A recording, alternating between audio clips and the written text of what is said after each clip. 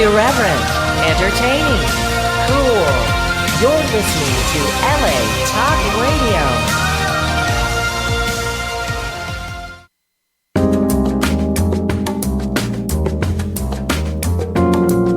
You're listening to Remotely Unique with Mary Baca, only on LA Talk Radio.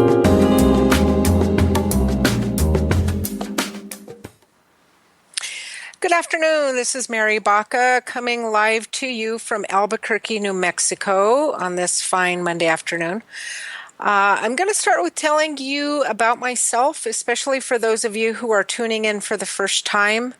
I am a licensed therapist practicing in Albuquerque, New Mexico. I have two businesses. One is called Odyssey Counseling, which is a business I've had for going on 27 years. The other business is called Resilience Integrative Services, and that is a holistic practice that I've had for about 5 years. And in addition to being a licensed therapist, I also am a certified applied kinesiologist, a certified Reiki practitioner, and recently certified hypnotherapist. And so as you can tell by having two businesses, I am passionate about helping people mentally, physically, and emotionally. I mean, it takes a lot of passion to be able to drive, two businesses and be as involved in both of them as I am. In the past 30 years, which is the amount of time I've been in the field of psychology, I have covered a lot of territory. I have done some classes in psychology and criminology for local universities and community colleges, as well as independently just freelancing in a variety of topic areas in addition to psychology and criminology, including dysfunctional family assessment and codependency in the medical field, things like that. I also have done child abuse investigations for the state of New Mexico. I have worked as director in a few treatment programs here in Albuquerque, and so I've been involved in the management end of things. In my business, Odyssey Counseling, I have 4 therapists that work for me. They are all just amazing, I do want to say. And I'm also certified to practice EMDR, which stands for Eye Movement Desensitization Reprocessing. It is great for trauma, and if you Google it, you'll pull up a lot of information about its use with trauma, but the truth is I use EMDR for lots of things, and every opportunity I get to mention EMDR, I do so because it's just pretty phenomenal and effective. But today's topic is about creating wellness in the workplace. And how I first got started in even being aware of this topic was about 20 years ago, when I got hired by United Healthcare. I had to think of the company's name. United Healthcare, to provide counseling services for the Employee Assistance Program for the Postal Service. And I know last week I talked about effective supervision, Dr. Julia Bain and I did, and Carol Brewer Marsden was my supervisor that brought me into the world of employee assistance programs. And she is still, I'm sure, a phenomenal supervisor. I learned so much from her. And she just really showed me the ropes in terms of addressing workplace issues and that kind of thing. So that was my stint. I worked for several years under that contract, going into post offices here and throughout New Mexico, and even doing CISD for the Postal Service for some critical incidents that happened outside of the state. And they would call us out. A team of people would go out and intervene and respond to critical incidents in their workplace. I'm sure you can remember back several years ago when that was almost a joke, because there was a lot of critical incidents in post offices. And nowadays, because there's so much violence around us, it almost has just kind of blended into that, it seems like. But Wellness it's an interesting topic in the workplace because I have companies.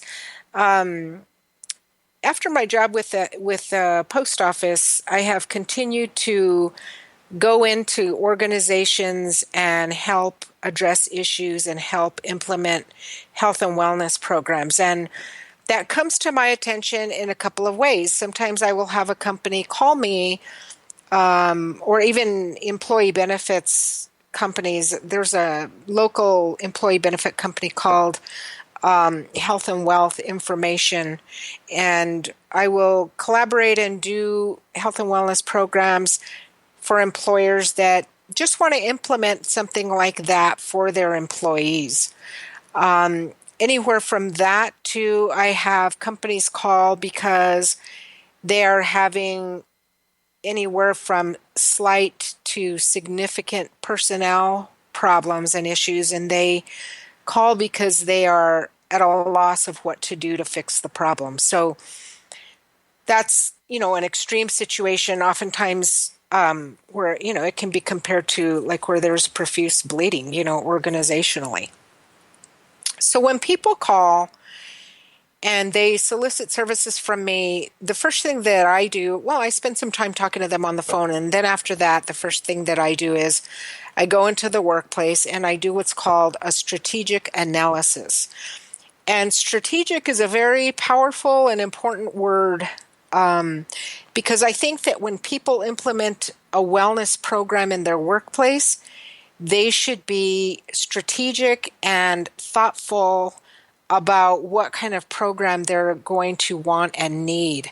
In everything I do, whether it's what I do with individual clients or families or the belief or approach that I instill in the counselors that work for me, or the organizational interventions and programs that I do, one of the things that's really important is it's not a one size fits all.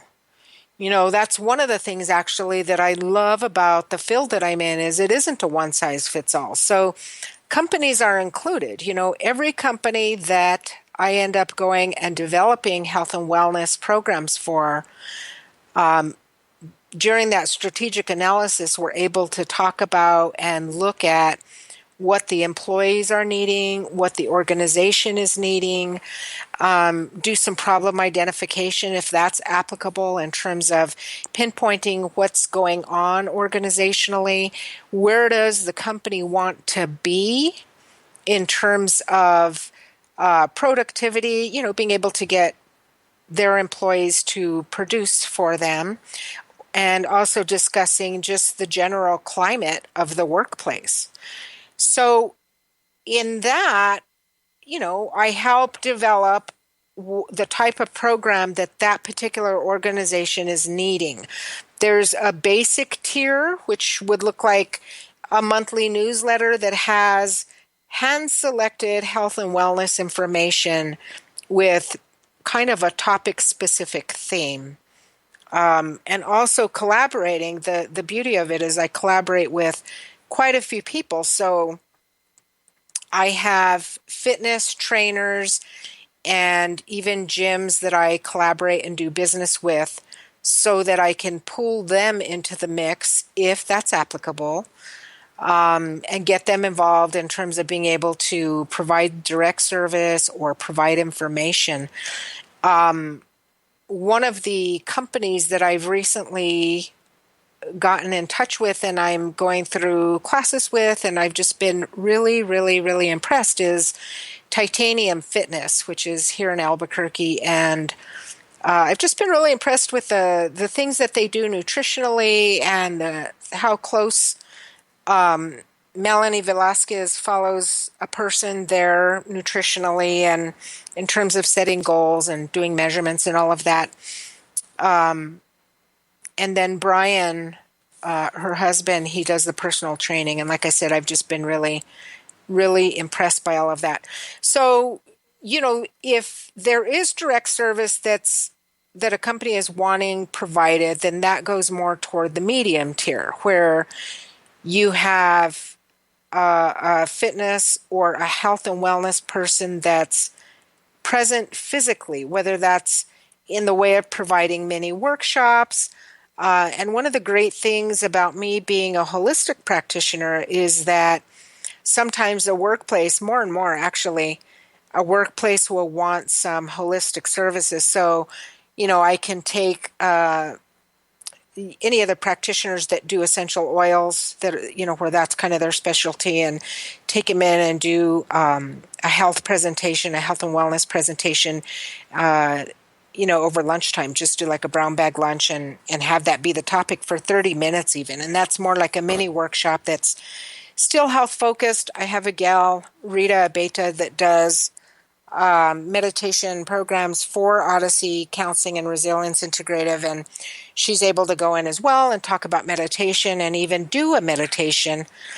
And then the top tier is where there's physical presence of a wellness professional and trainings that are strategically chosen, trainings in a plan, where there's a specific plan that is strategically created and customized to meet the needs of the organization and the individual employees. So one of the great things is a lot of employee assistance programs will do trainings, but they are just trainings, and sometimes that's what's needed. But to have a wellness professional or somebody like myself who specializes in human behavior, I'm able to go in and really listen to what's going on behaviorally, assess what some of the things that are going on organizationally that might be causing the behavior, and then based on the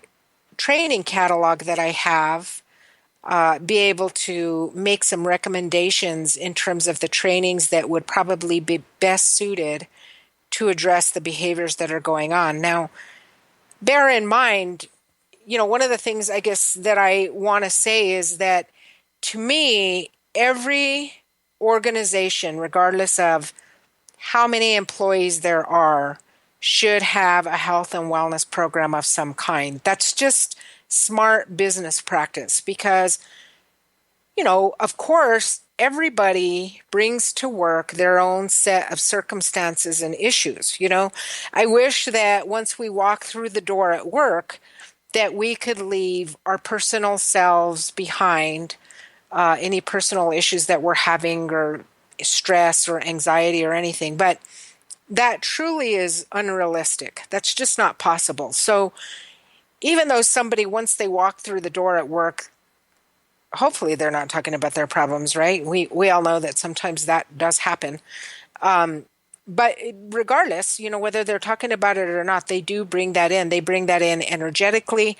I'm sure we have all met people that, gosh, it's just like draining to be around them because they're really depressed or they're, negative Nellies or whatever, And so the workplace ends up being impacted by those conditions. And we're going to talk even more in depth next week about mental conditions that end up leaking out in the workplace.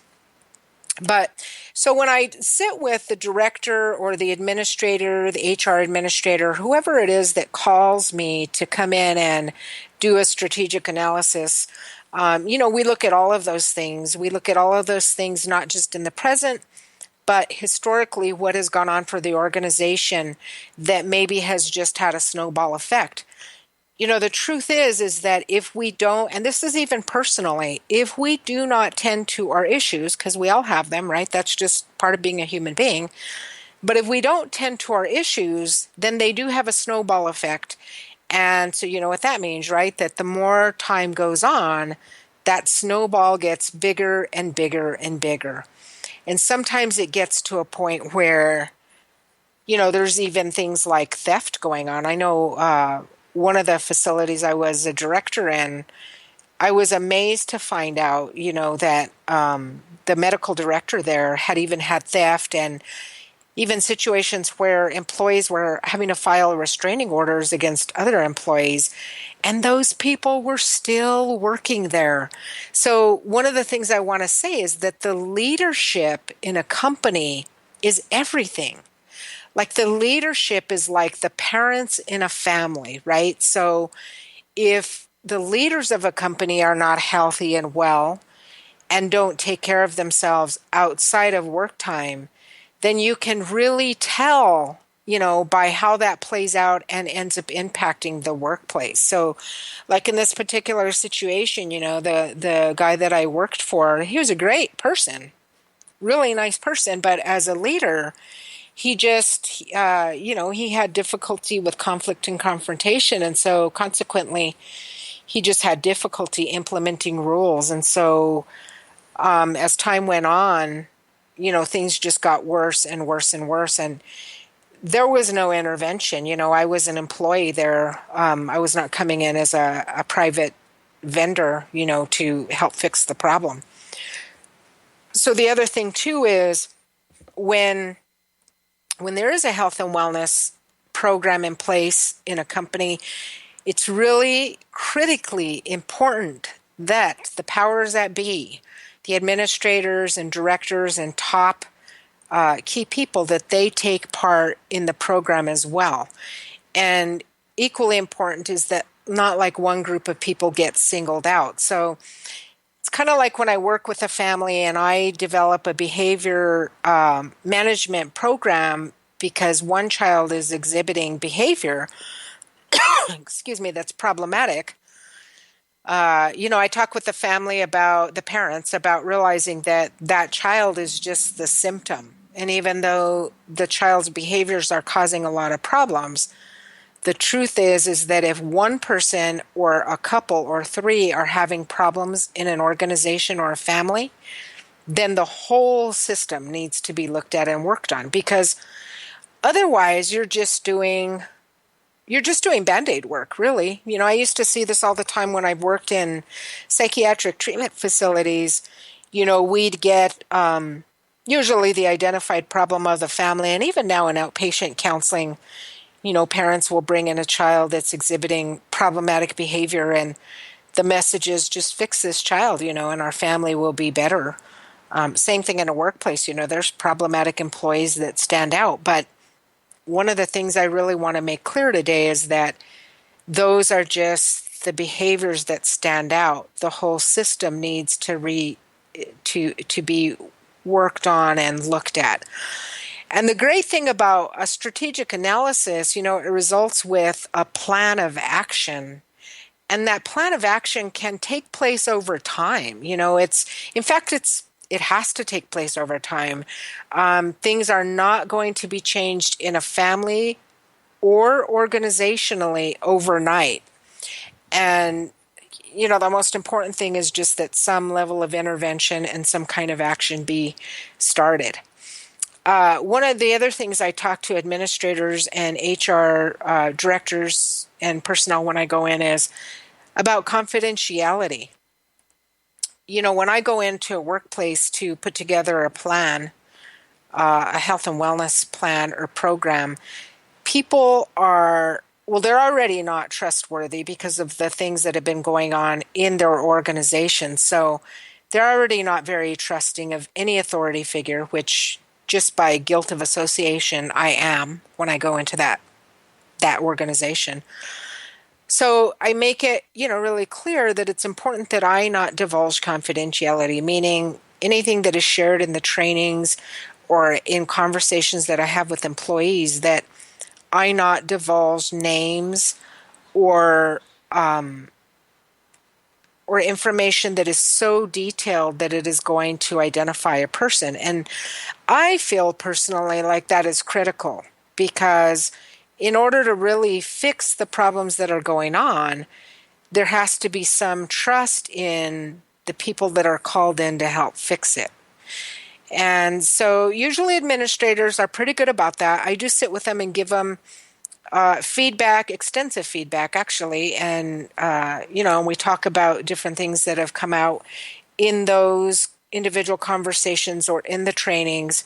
And that becomes part of the plan, the strategic analysis plan, as it continues. So that's really important that there's a buy-in on that, from the employer. The thing that's difficult is some employers, and I know this sounds crazy, but to some of you listening, probably it won't, because I'm sure you've worked for people like this, that some employers really do not value their employees. They only want to get every ounce of working sweat, that they can out of them. And they really don't want to give anything back, or they give all the wrong things. Like I did a health and wellness program for a company that, I mean, they worked their employees to the bone, like weekends and evenings, and it was a very busy company, and they required a lot. And these people were, I believe, most of them were on salary. So what they would do is they would take them in food, to compensate for the many hours that they would be spending at work. To me, I think it was kind of on their part not well intentioned. Like I think they did that so that the employees wouldn't have to leave and they could eat there and then get back to work quickly. But one of the things that I noticed is they would feed them like really unhealthy food. And so, that's another thing too, I think that needs to be taken into consideration when an employer does something like that, is to really, if it really is coming from a wellness intention to foster wellness, that is something that needs to kind of be followed all the way through. So some of the things to consider when helping an employer choose an appropriate wellness program is, one, did the employer contact me, or am I cold calling and approaching the employer? And because that's going to tell you, I mean, sometimes an employer just has never thought about a health and wellness program, especially if they have a smaller group of employees.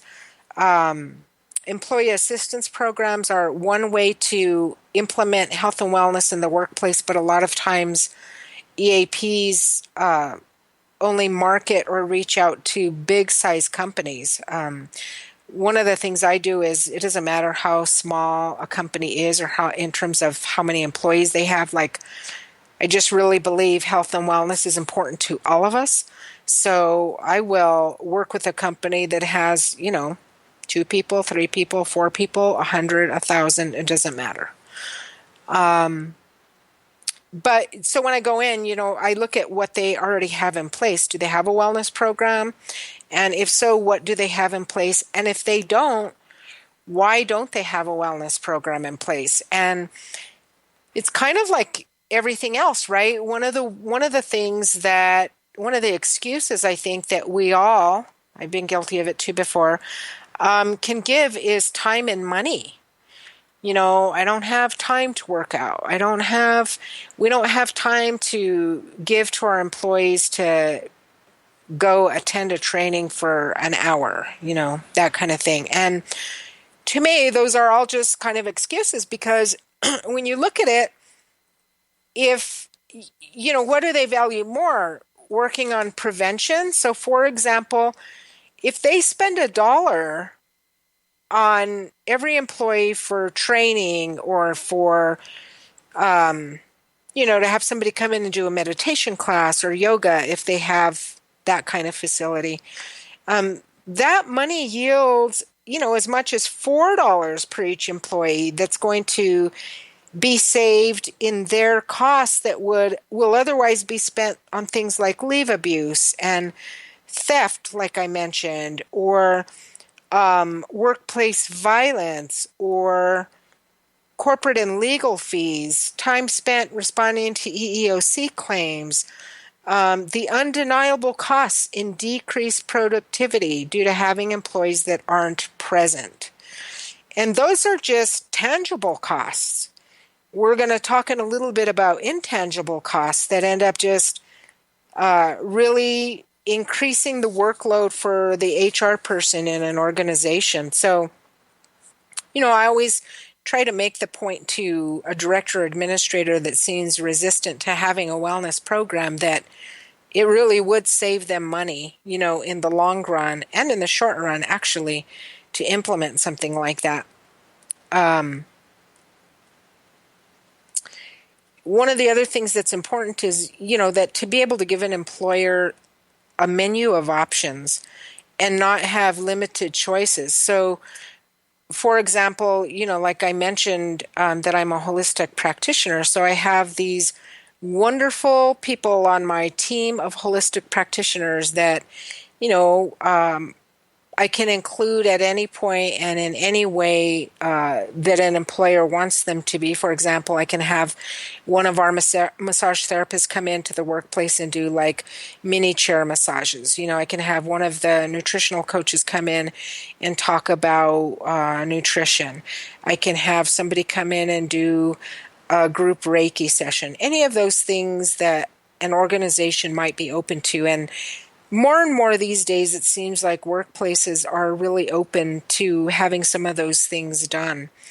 But again, back to just being able to really give a lot of options, to be able to offer, the trainings that I come out and do end up one of the other things I recommend to the directors and administrators is that management personnel not be put in the same trainings with regular employees, because if that happens, an employee is not going to talk and open up in front of a manager, right? It's kind of like, remember, those are the parents of that family system. So they're just not going to do it. It's like, when I have adolescents come in and see me for counseling, it's amazing what they'll say in the room to me when they're alone versus when it's in a family session or even one of their parents is present. So it's the same thing in a workplace. In fact, for years and years, probably really my whole career, I've talked to hundreds of people who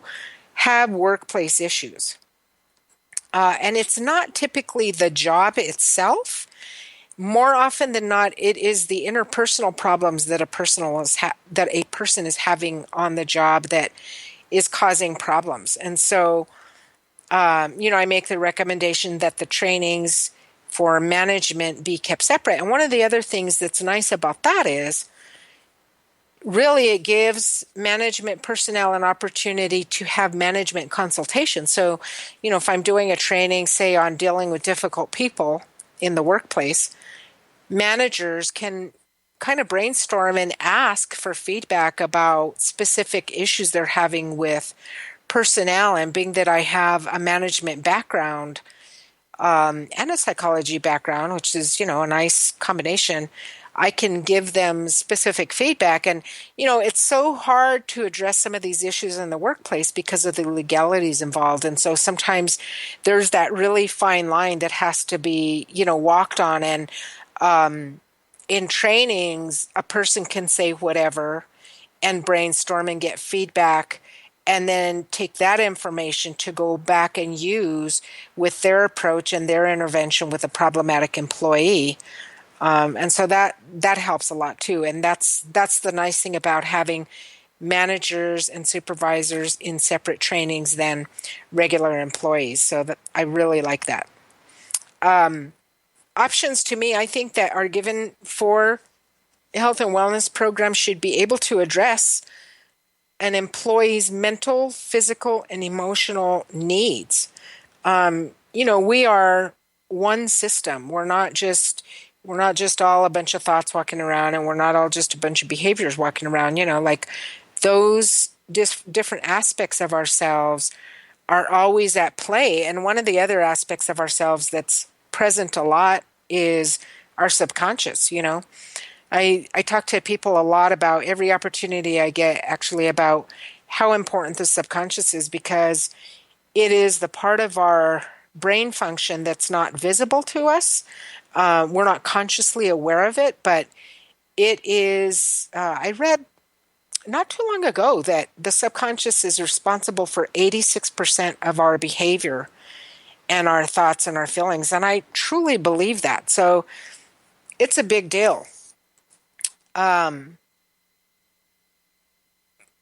the other thing that I look at is the workplace culture. I mean, and again, going back to the not one size fits all is, there might be a workplace culture that I go into do a strategic analysis with, that where they deal with trauma, or it might be an organization that deals with retail or has direct contact with the public and consumers or works in a call center. They might have jobs that truly are dangerous, and pose emergent kinds of situations. They might be hard manual laborers. In a workplace culture, it might be required that micromanagement approaches of supervision might be necessary. So all of those things are looked at also in a strategic analysis, is really looking at the workplace culture and then coming up with a customized plan for that culture. And, again, I can't say enough about the need for directors and managers and supervisors to be involved, because otherwise the employees are going to get the message that they're the problem. And a lot of times, if there are issues with employees who are not management in management roles, a lot of times it's because there are supervisors and managers who are exhibiting problematic behavior, and so there again, it just trickles down to the rest of the staff. Some of the factors that can hurt or help the success of a wellness program are one, if the problem has gone on for a while. So, better late than never in terms of implementing a wellness program.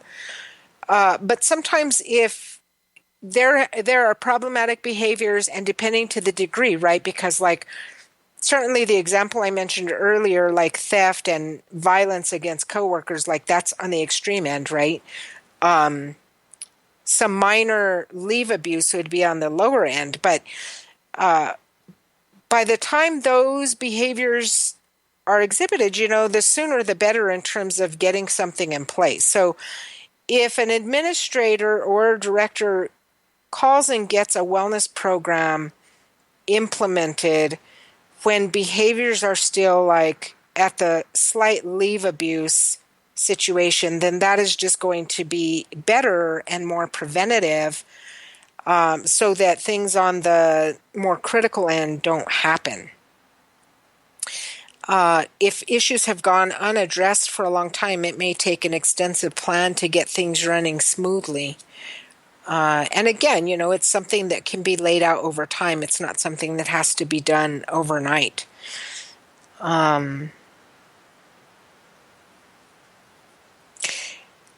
So the other thing too is to assess all along is the resistance or the support by the employers of the wellness program being implemented. And it's easy for me to know if they're resistant or not by one, are they making the time to sit and talk with me, or are they kind of watching their clock, eager for me to leave? And that's not usually the case, especially if an employer is having problems. They're usually more than happy, to sit and talk with me about what's going on. And so I don't usually get the brush off, unless sometimes if I'm cold calling. And for those of you that have ever been in, solicitation kind of jobs or things, I think that's not such an uncommon thing. So if an employer does not have a wellness program, things at some point will more than likely become symptomatic, meaning that at some point there will be issues in the workplace that are negatively impacting job performance and creating personnel issues.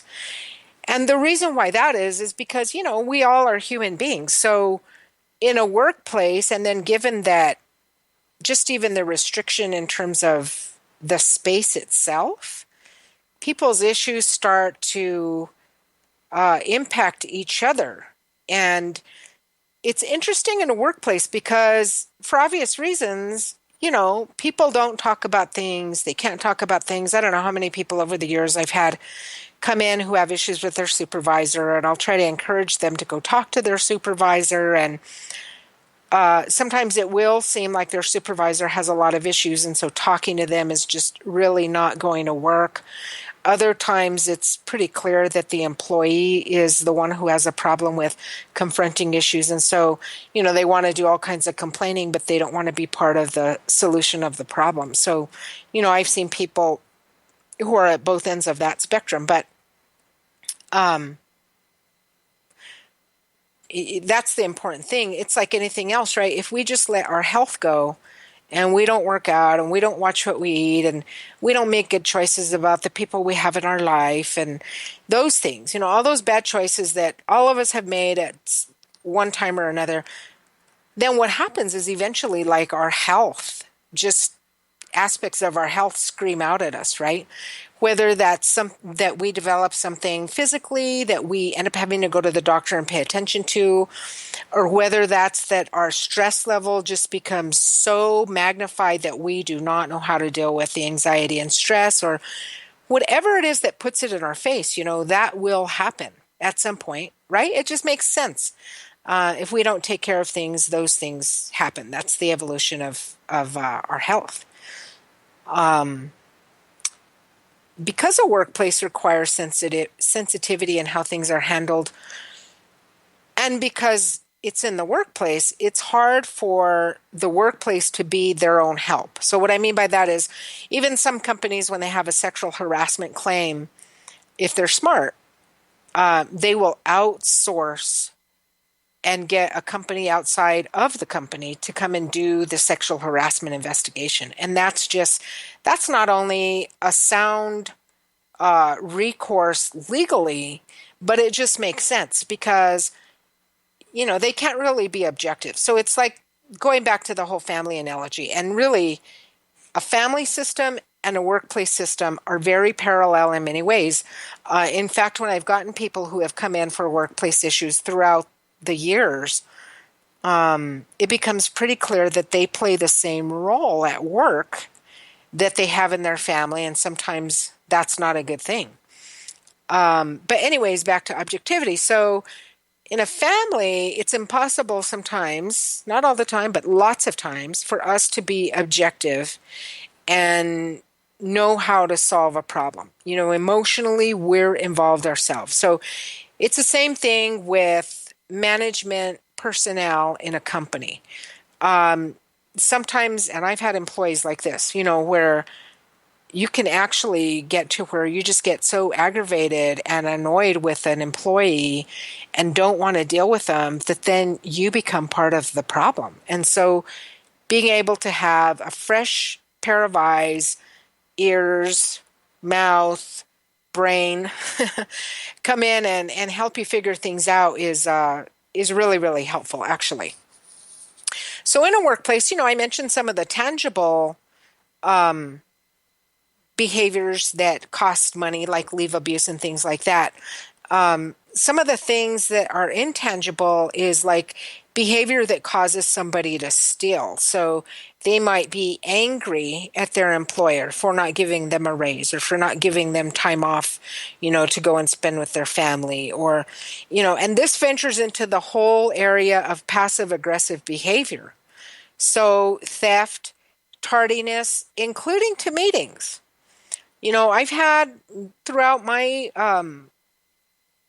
career, when I have been in management positions, I've had employees, mostly if I've had employees that act out, it's with passive aggressive behaviors and things like that, like coming in late to meetings and they just don't really have a good excuse. And sometimes I think it's harder to deal with a person who's passive aggressive than somebody who's more outward in terms of displaying a problem, because that's the employee that might smile all the way through it, and you're just guessing that by their behavior, there's a problem. If they're continually late to meetings, or even some employees that get into name calling, but they kind of do it like in a joking manner so that when you address that issue with them, they're like, well, I'm just kidding, she just couldn't take a joke. And when really that's like a lot of times a passive aggressive, just like sarcasm, a lot of times is a passive aggressive behavior that is indicating that there's a problem. Belittling or condescension, condescension, not condensation. Condescension are some others, where just really putting people down in the workplace. And sometimes directly, you'll see some employees who are just awful with each other like that. They'll do that passive aggressive thing of mocking each other, putting each other down for what they did or didn't do, work wise. And so a lot of times, you have to look deeper and see if there's something going on between those employees or just even systematically in the workplace. Employees who don't get their work done, that's another thing too. And there are many jobs that, at the end of the day, you're just not going to finish work. So in some jobs, that's just the nature of the beast, and that's just how it is. But if that's not the nature of the work, then, that's something to look at too in terms of problems where, a wellness program could address those things. Leave abuse, like I mentioned a few times, sluggishness on the job. I think one of the big reasons to have a health and wellness program in the workplace is so that your employees are present, and they're able to function and they're fully aware and awake and willing to do the best job possible for you. I have to say I'm so grateful for the employees I have. And in the near future here, what I want to do is implement some kind of bonus incentive program for them, as well as a health and wellness program. Because I think it's important to show employees that they're appreciated and not taken for granted, and I absolutely appreciate every employee that I have. Another thing, too, that employees can display on the job is being distracted. And so, you might have a couple of stragglers, or employees that just seem like their mind is just not on their work. It might be that guy that goes for a drink of water every 20 minutes or every half hour or every hour. And the big thing is you might have a supervisor that just does not know how to address these kinds of issues with an employee. So that's one of the things, going back to one size not fitting all, that you can get from a wellness program, is being able to have somebody sit with that supervisor and talk to them about more effective ways of managing their employees. Another behavior is missing deadlines. That's another thing. All these behaviors that I'm mentioning, if you're a supervisor or a manager, or even if you're a coworker, you definitely do not want to just ignore. And if you're not a manager, it might mean bringing these things to the awareness of a manager or supervisor, but in a way that is constructive and productive, not in a way of like trying to tattletale on your coworker. Because that leads me into the next item on the list, which is gossip. And gossip, that's probably one of the ones that we all have seen in our lifetime of work, is when people really get into talking about each other. And I don't know if you've ever done, I forget what trainings I've been through, where there's this kind of powerful exercise, where the group leader, the class leader will tell in the ear of one person something, and then that person tells the next person, and that person tells the next person. Anyways, you go around the room until whatever was said comes back to where it began, right? The instructor.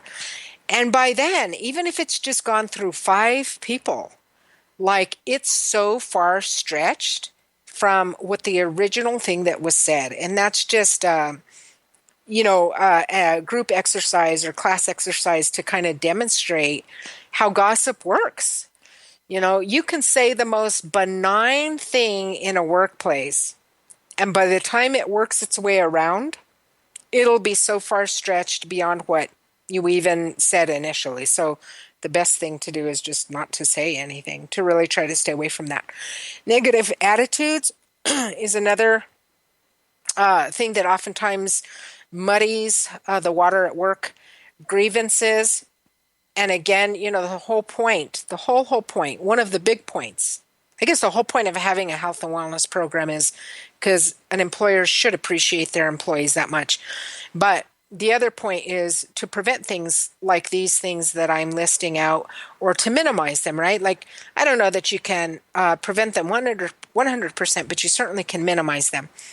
And grievances are pain for everybody involved. You know, they take up a lot of time. So that costs money. If you cost out what you're paying the employees involved to handle grievances per hour, trust me, is worth more annually than you will ever pay for a health and wellness program. Union involvement, that's another thing that's very time consuming and costs money. Frequent breaks or disappearing, like I mentioned, the guy that goes to get a drink of water often. Forgetfulness, you know, people get into that passive aggressive, oh, I forgot to get that task done. And that's fine. Like, everybody's a human being. It'll happen occasionally. But you're looking for patterns of these things, you know, and when it just seems to be a pattern of quote unquote forgetfulness, you have a problem on your hands. Lawsuits or discrimination claims, again, very time consuming and so very costly for an organization. Then you also have aggressive behavior. There's workplace violence. You know, I wish there wasn't, but there is such a thing. And that can even include verbal aggression. You know, and it's amazing because I've seen companies where things like that happen and nothing is done. So sometimes there will be a zero tolerance policy and it won't even be adhered to from management and administration. Even refusing to obey instruction or direction, to me, that's a pretty aggressive behavior if it's done like directly to the authority figure that's asking for or giving the instruction or direction. And insubordination, which that's included in that, but insubordination kind of covers a lot of other things too, like questioning authority and just being argumentative, you know, when you're asked to do something.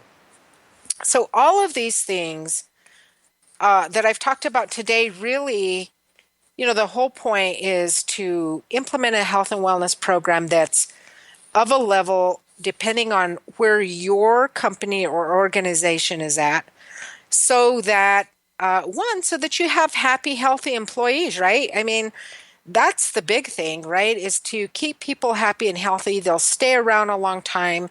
They'll be more than happy to get the job done for you. The environment, the energy of the environment, the climate of the environment will just be awesome and amazing instead of toxic and heavy. All of that, you know, is why you do that. And if you'd like for me to come out and do a strategic analysis, I'm certainly open to doing that. You can reach me at 505-315-7397. Again, my name's Mary Baca. And also you can take a look at my website. It's Odyssey, that's ODYSSEY hyphen COUNSELING counseling.com, or Resilience, RESILIENCE hyphen integrative, INTEGRATIVE.com. And you can take a look at what I have to offer. And again, just really the sky's the limit in terms of being able to customize a program for you. I keep my fees, I think, pretty reasonable, and that's so that workplaces can take advantage of implementing health and wellness programs. And it really is a la carte. So there's many menu options available to you that you can have, and you know, we can, in your strategic analysis, which is free, there is no cost to you for me to come out and do that. We can put together a plan of action and really start addressing, whether it's to address issues that are already going on in your workplace, or whether it's to just really even foster greater happiness with your employees that are already going on. So let me know if there's any way I can help you. I hope that you have enjoyed today's show. Again, we are on iTunes under the podcast section, Remotely Unique. And I titled the show that because all of these services that I provide can be provided technologically through Skype and webinars. I also can go out and do trainings and things like that on site, regardless of where you're located. So you can look for us on iTunes, also recently added to Google Play for those Android users like myself. Yay! You can again search for Remotely Unique under the podcast section, and you can subscribe either on iTunes or Google Play and listen to the show every week or download past episodes. And please refer people to the show. I've been doing that. Like last month was our show on fear, and so I've been even suggesting clients go and listen to that show, which was really, really helpful. And next Monday, I will be back on talking about mental health conditions, the white elephant in the office, talking about certain mental health conditions that are avoided or can't be talked about and addressed directly because of legality. So I hope you join me 1 o'clock to 2 o'clock or 10 to 2 next Monday on LA Talk Radio, Channel 1. And you can also pick up archives at any of the websites listed or on iTunes or Google Play. You have a great week, and I look forward to talking to you next Monday. Thanks a lot.